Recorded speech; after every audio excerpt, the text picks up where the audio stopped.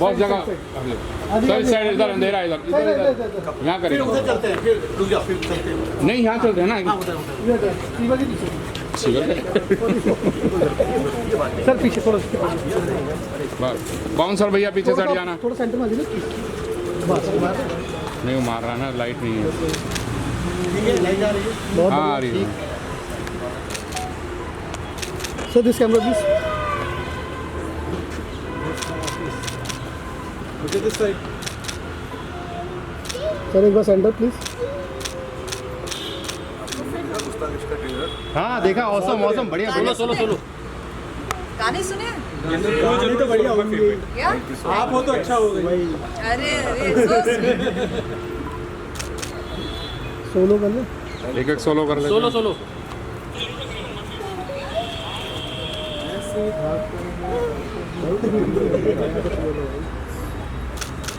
मेरी तो दंगल favourite movie ये भी देख लो ये भी बन जाएगी शायरी अच्छी अच्छी है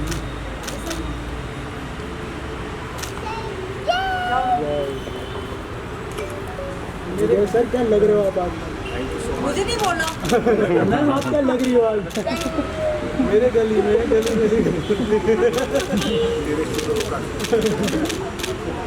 वेट विजय भाई मेरे कैमरे एक बार कैमरा फेस दे दीजिए अब कॉन्फ्रेंस के लिए चलते हैं अंदर Welcome, really. It's a pleasure having you. Pleasure. You're looking really gorgeous today. Thank you so much for your time. And they're all have been eagerly waiting to speak to you, to see you, talk to you in person about this movie. And really honored to be here with you on stage. Kindly please be seated. Make yourself comfortable. We need to switch it on from there. Hello Right. Thank you so much आप लोग आए और आप लोगों ने इंतजार किया छोड़ो उसको मत घुमाओ नहीं थैंक यू अरे टाइट रहेगा फॉर ना कमिंग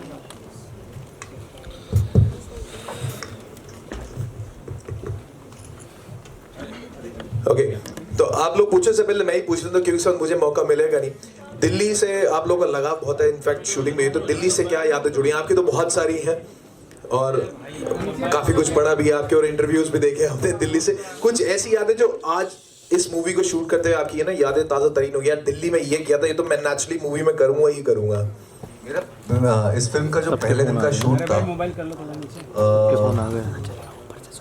क्या नीचे करना है उनको थोड़ा सा इनको सर आप कंटिन्यू करिए सॉरी हाँ तो गुस्ताख इश्क का जो पहला दिन का शूट था मेरा वो दिल्ली पुरानी दिल्ली में ही हुआ था जी। और कुछ 5 दिन का स्केड्यूल था उसका जी और पहली बार जनवरी की दिल्ली की कड़ाके की ठंड मैंने महसूस की थी और सच बता रहा हूँ मौत आ गई थी फिर मनीष मल्होत्रा के ऑफिस से आए खतरनाक थर्मल्स अंदर तक जो गर्मी दे सके जी। उसके बाद सांस में सांस आई और काम हुआ और इतने भारी भरकम शेरो शायरी मुझे करनी थी इसमें तो डायलॉग याद करने में मैं फोकस नहीं कर पा रहा था क्योंकि बहुत ठंड लग रही थी जी उस टाइम पे किसी ने बताया कि आप ये जो सरसों का साग और मक्की की रोटी है उसका एक असर होता है आप जी। पे फिर मैंने वो खाना शुरू किया और उसकी वजह से बहुत राहत मिली राइट ये भी एक नुस्खा है अपने आप को अडॉप्ट करने के लिए अकॉर्डिंग टू वेदर गुड़ और मिर्ची और अचार बिल्कुल that's bigly how was your experience shooting this movie मेरा तो शूट दिल्ली में नहीं हुआ था मेरा सीधा पंजाब में हुआ था बट मैंने दंगल और सैम बहादुर जी। दोनों ठंड में शूट किया था क्या बात है और बिकॉज दंगल मेरी पहली फिल्म थी तो और फाइट सीक्वेंस हम कर रहे थे तो काफ़ी टफ था क्योंकि ठंड में फाइट करना फिर ब्रेक लेना फिर फाइट करना बट क्या मज़ा आया क्योंकि इन दी एंड जो आप आराम से टिका के खाते हो ना दिल्ली में जो भूख लगती है ठंड में वो बॉम्बे में नसीब नहीं होती क्योंकि वहाँ पे माहौल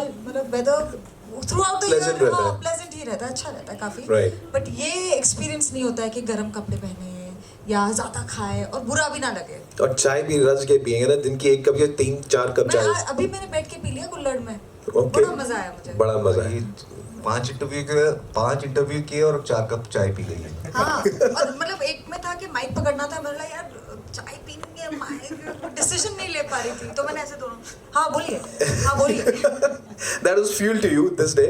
But मैं आपको बता दूं दिल्ली की सर्दी फिर शुरू हो चुकी है, दो इट्स नवंबर, इतनी ठंडी के ठंड शुरू हो चुकी है, फिर ठंड के मौके में यहाँ आए दिल्ली में। बम्बई वालों के लिए ठंड है ये। हाँ, राइट अच्छा आप लोग तो टी शर्ट्स में घूम रहे हो बट मैम कुछ तो बहुत ही अभी जुझारू है, अभी पता लगेगा सवालों से। लेकिन एक आखिरी सवाल before I open the mic to them, जब ये डायलॉग्स की आपने बात की, स्पेशली शेर व शायरी करी, that's a different genre all together, सब और एकदम डिफरेंट एरा में शुरू हुआ है, कैसा प्रिपरेशन था आपका? कुछ नहीं, वापस किताबें खोली जो नाटक के दिनों की, जो फिल्म स्कूल के दिनों में जो किताबें इकट्ठा की थी, जो मैं पढ़ता था एक टाइम पे, उससे लेकिन टच टूट गया था जी। उसको वापस निकालना पड़ा, क्योंकि पढ़ना है मुझे शेर व शायरी, और पढ़ना किसके सामने है? नसीरुद्दीन शाह के सामने पढ़ना है। तो एग्जैक्टली तो I had to do my best, I had to do something in which I you know I'm proud of, and I cannot do something जिसकी वजह से रीटेक हो उनके सामने। तो मैं एक्स्ट्रा प्रिपेयर होके गया था। मेरे जो डायरेक्टर हैं फिल्म के, विभूपुरी, वो खुद बहुत बड़े शौकीन हैं शेर व शायरी के, और खुद अपने आप को विभूपुरी दहलवी कहते हैं। तो खुद का उनका तखल्लुस है और खुद लिखते भी हैं। इस फिल्म में कुछ शेर उनके खुद के लिखे हुए हैं जो मैंने बोले हैं या नसीर सर ने बोले हैं। तो मुझे बड़ा मज़ा आया। गुलजार साहब की किताबें निकाली, मिर्ज़ा गालिब पढ़ा, इकबाल, मीर, ताकि मीर, जितने भी महान शायर हैं, और हमारे फिल्म के स्क्रिप्ट में जितने शेर थे वो सारे मैंने रटना शुरू कर दिए। क्या बात है। मैं आपसे पूछना चाहूँगा, जब आपने सुना टाइटल गुस्ताख इश्क, कुछ पहले जैसा क्या थॉट था? पहला थॉट क्या था दिमाग में? कुछ पहला जैसा mean something is being repeated but in a new different manner, और it's gonna be same old soul side story? जब भी स्क्रिप्ट आई थी तब इसका नाम गुस्ताख इश्क नहीं था, उलझुलुल इश्क। क्या बात है। जो हमारी फिल्म का गाना है जी, तो वो था, बट वो इतना उलझुलुल सा था नाम कि मेरे को इसको लगा कि गुस्ताख इश्क ज़्यादा रिलेटेबल है और बहुत ही जल्दी से समझ में आएगा। Right. बट इतनी वो उलझुलुल इश्क सबको पसंद आया गाना, और इतनी आसानी से चिपक भी गया है। सो ये कहानी है। कुछ पहले जैसा तो स्क्रिप्ट में लिखा हुआ था। कहानी में बेसिकली ये है कि प्यार ना बहुत आराम से होता है, शिद्दत से होता है, टिका के हो रहा है, और सिर्फ दो लोगों के बीच में नहीं है, दुनिया के साथ भी है। शेर व शायरी, पोएट्री, इनकी और नसीर जी की जो दोस्ती है उसमें भी बहुत बहुत प्यार है। तो वो जो दुनिया है वो है ही अलग, वो आज की दुनिया है। That's true कि ना शागिर्द बनने आए थे और उसका शेर भी सुना। एक शेर हो जाए इससे पहले, मैं सीरियसली अब मैं और नहीं कहूँगा, ये सब सवाल पूछेंगे। एक शेर आपसे मैं सुनना चाहूँगा जो आपका फेवरेट इस मूवी से। फेवरेट इस मूवी से ठीक है, जो ट्रेलर में है वो तो आपने सुन लिए। कुछ ट्रेलर के बाहर का सुनाता हूँ। जी बिल्कुल, विल बी लविंग। तो अर्ज किया है, इरशाद। जीस्त के पेच व खम, जीस्त मतलब जिंदगी, पेच व खम मतलब उतार चढ़ाव या टेढ़े मेढ़े रास्ते। जी, जीस्त के पेच व खम, ये गम उफ कम नहीं होते। जीस्त के पेच व खम, ये गम हाय कम नहीं होते। वो तो हो जाते हैं वो, हम नहीं। हाय हाय, क्या गहराई है, क्या गहराई है। एक बार जोरदार तालियां बनती है, एक बार मायने रखते हैं, और किस शिद्दत के साथ ने बोला, किस फील के साथ, और ये कहीं ना कहीं आपकी जिंदगी से भी ताल्लुकात रखते हैं लफ्ज जो है इसके अंदर। मेरे ख्याल से हर शेर व शायरी का हर इंसान की जिंदगी से कोई तारुफ होता है जी, क्योंकि शेर वो बात बोलता है जो प्रोज नहीं कह सकता। राइट। वो बहुत बड़ी चीज को बहुत सरल तरीके से पहुंचा देता है। बहुत गहरी बात है, बहुत गहरी। बड़ी सर्जरी नहीं होती है, बहुत माइनर सर्जरी करता है। Right, but impact is deep enough. Right, मेरी तरफ से इतने सवाल थे, मैंने तो पूछ लिया। अब हम फ्लोर ओपन करते हैं for the media people, they will be asking questions, they are open to it. And Shailesh ji, आप हाथ ऊपर करेंगे, माइक आ जाएगा आपके पास, और फिर आप सवाल पूछ सकते हैं। जी राजू, इधर देखना, इधर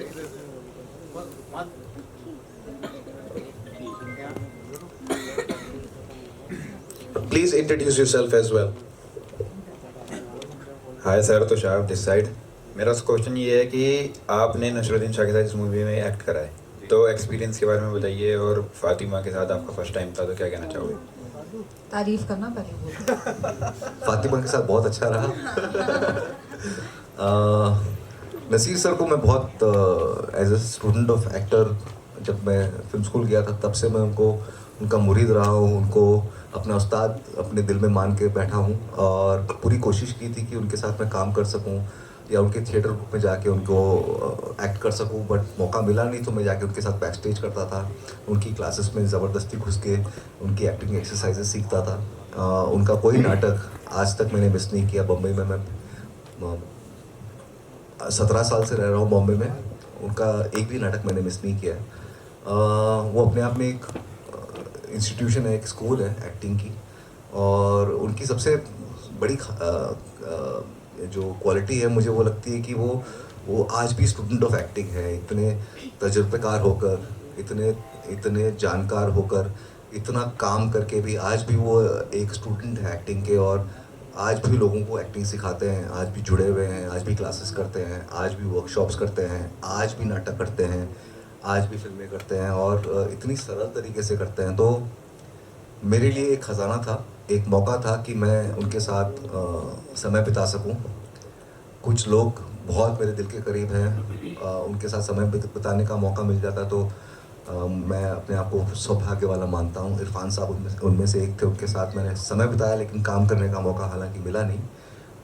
तो मैंने जैसे ही पता चला कि नसीर सर के साथ इस तरह का डूब के काम करने वाला एक रोल है, मैंने तुरंत हाँ कह दी। Hello Vijay, hi Fatima Damini this side from punjabkesari.com। मेरा पहला सवाल विजय से है कि आप इस फिल्म में शायरियाँ इतनी सारी करते हुए नजर आ रहे हैं। जब आपको ये रोल ऑफर हुआ और शायरी को लेकर आपको चीज़ें बोली गई, तो आपका पहला थॉट क्या था कि आप नसीरुद्दीन शाह सर से क्या कुछ सीखेंगे और शायरी किस तरीके से प्रेजेंट करेंगे कि लोगों को ये पसंद आएगा, क्योंकि ऑडियंस सच में बहुत प्यार कर रही है इस शायरी से। बहुत बहुत शुक्रिया। उनके सामने शेर पढ़ना मतलब it's like I don't know. हाँ मतलब थोड़ा औकात के बाहर वाली चीज़ मुझे लग रही थी, बहुत डर लग रहा था, क्योंकि वो मिर्ज़ा गालिब है हमारे लिए, है ना। वो गुलजार साहब ने लिखा है, डायरेक्ट किया है। Naseer sir, young Naseer sir used to play Mirza Ghalib, और उसके बाद भी कितने तो शायर उन्होंने प्ले किए हैं। तो उनके सामने शेर पढ़ना मतलब थोड़ा सा it's like singing in front of A.R. Rahman. So it was a difficult task, but I am a very good student, so I learned very quickly and I had a great teacher in Nasir sir. Okay. Fatima, इसका जैसे title और tag ही है कुछ पहले जैसा, तो इस title और टैग से आप किस एक्टर या किस एक्ट्रेस की लव स्टोरी को रिलेट करती हैं और किसको इंस्पायरिंग मानती हैं? Guru Dutt and Nargis ji, I think even look wise and उन्होंने जो काम किया है वो सब इतना इटर्नल है। अंदर मधुबाला जी की फ़ोटो थी, वो आज भी ब्लैक एंड वाइट में है और एक रैंडम मोमेंट है, बट जब आप देखते हो उसमें इतनी लाइफ है जो मुझे नहीं लगता कि हम वैसे रेप्लिकेट भी कर पाएंगे। हेलो सर, मैं उदय हूँ नवभारत टाइम से। This side, over there. Sir मैं ये जानना चाह रहा था कि जैसे आजकल जैसे कि आपने बोला कि ये जो प्लॉट है इसका थोड़ा सा पुराना प्लॉट है, तो कुछ पहले जैसे इसकी बात हो रही है, तो आजकल तो ज़माना काफ़ी बदल गया है, तो आपको ऐसा नहीं लगा कि इस तरह के प्लॉट में काम करना कुछ रिस्क हो जाएगा अगर यंग जनरेशन ने इसको पसंद नहीं किया तो? मैं अब थोड़ा काम करता हूँ, क्योंकि अगर एक तरीके का काम हो रहा है बाहर, तो ज़रूरत है कि कुछ नया हो। जितना मैं ऑडियंस को समझता हूँ, उनको भी राहत चाहिए होती है एक ही तरह की कहानियों से, या मार धाड़ से, या लैंग्वेज, स्ट्रॉन्ग लैंग्वेज, या वायलेंस, या जोल्टेड लवर या एंग्री लवर, सारे थीमेटिक्स जो हम एक्सप्लोर कर रहे हैं उनसे थोड़ा सा राहत चाहिए ही होगी। तो ज़रूरत मुझे लगती है कि इस दौर में है ऐसी फिल्म की, जैसे in the age of hate and cringe, love needs a major come back. Ma'am भी इस बारे में क्या कहना चाहती हैं, कुछ बताएं?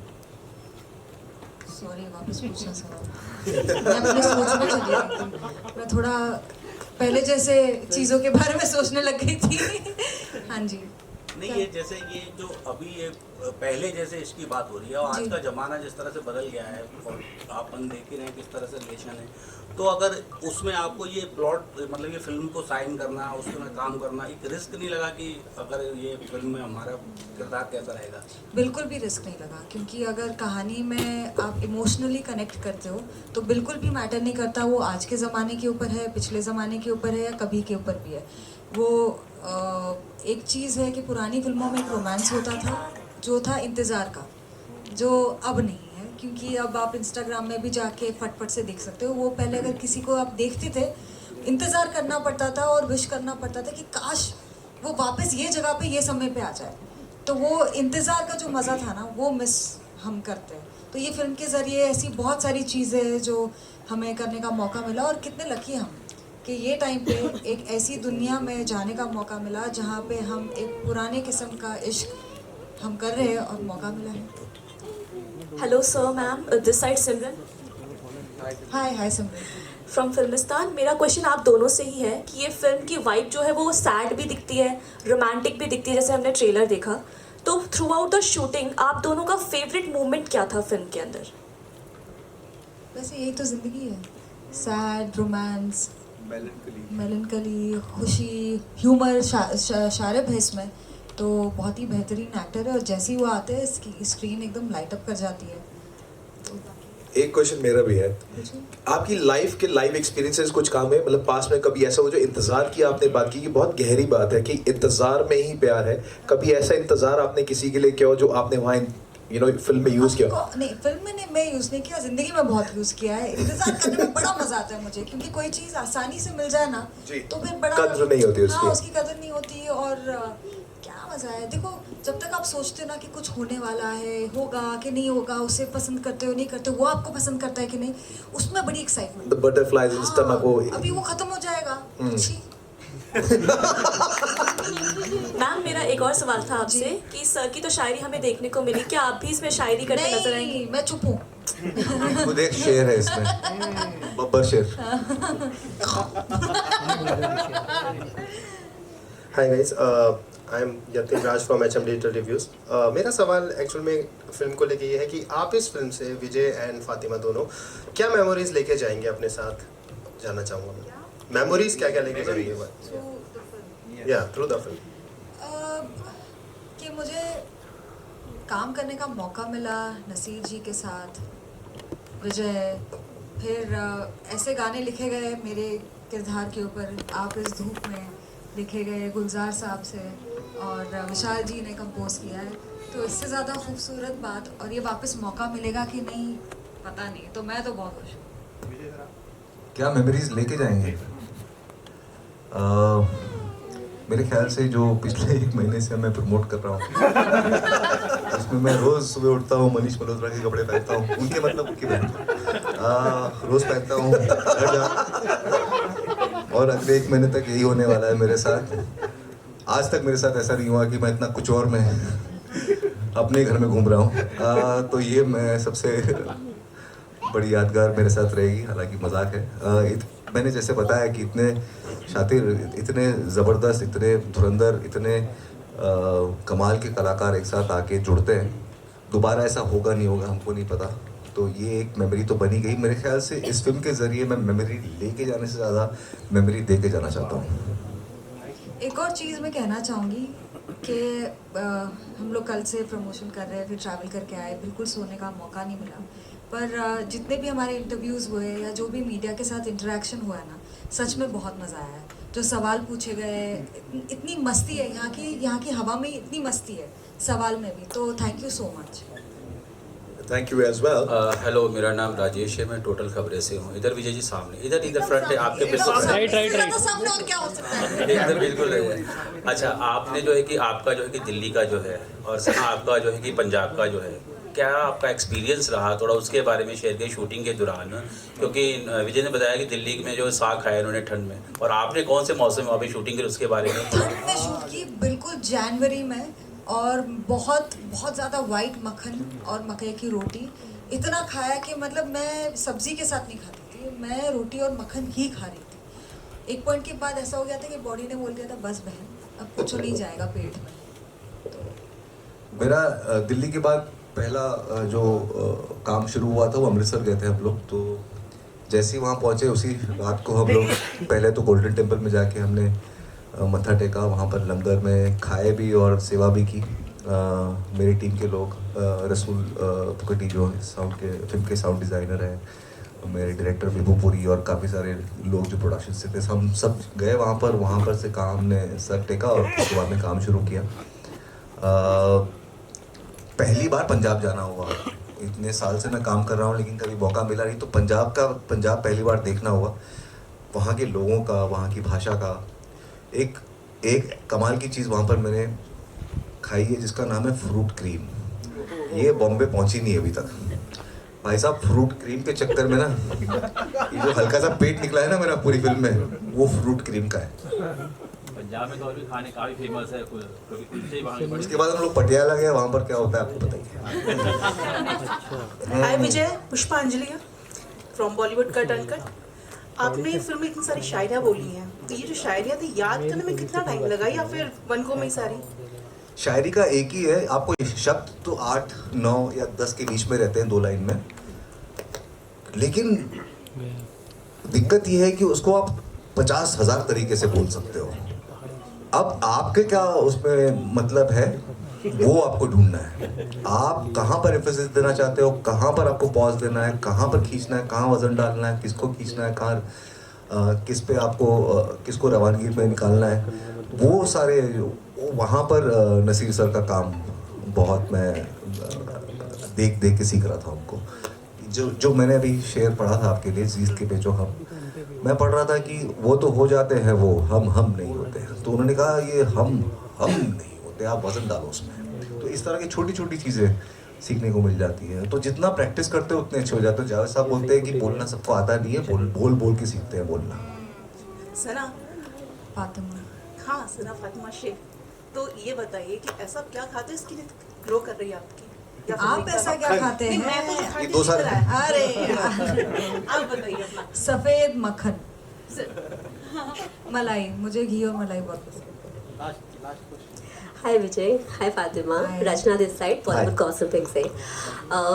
गालिब की दिल्ली, गालिब मिर्ज़ा की आपने बताया जिस तरीके से, गालिब की बात कर रही थी मैं, जैसे कि आपने बताया कि उनकी किताबें, उनके पन्ने आपने खूब पढ़ते हैं, है ना। आपकी फिल्म का जो नाम है वो है गुस्ताख इश्क। मुझे ये जानना है कि जब आपने शायरियाँ पढ़नी शुरू करी तो क्या कुछ ऐसा हुआ सेट पर कि कभी आपसे कोई गलत प्रोनाउंसिएशन हो गई होगी, तो उस पर आपने किस तरीके से उसको ठीक करने की कोशिश करी हो, या आपने सीखा हो अपने सीनियर से? कुछ नहीं, जैसे आपने भी बोला गुस्ताख इश्क, वो गलत है। उसका नाम है गुस्ताख इश्क। तो एक्स्ट्रा नुक्ते लग जाते हैं शुरुआत में, जरूरत जहाँ पर नहीं है वहाँ पर भी एक लगा दिया आपने। तो उस तरह का होता था और हंसते थे, आगे बढ़ जाते थे और बोलते थे किसको ठीक करो यार। हर जगह थोड़ी नुक्ते होते हैं। कबर होती है, खबर होती है, खबर होती है, अलग अलग है। कबर अलग है, खबर अलग है। न्यूज़ वालों को बताना जरूरी है।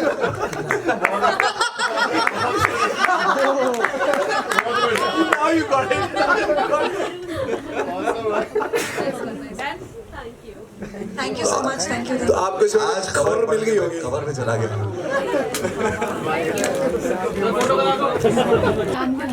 Thank you so much, thank you. Solo कर बैठना, किसको खड़ा होगा? एक मिनट सुना, एक मिनट सोलो नहीं सोलो करना है। थोड़ा राइट से सामने। Thank you so much. Vijay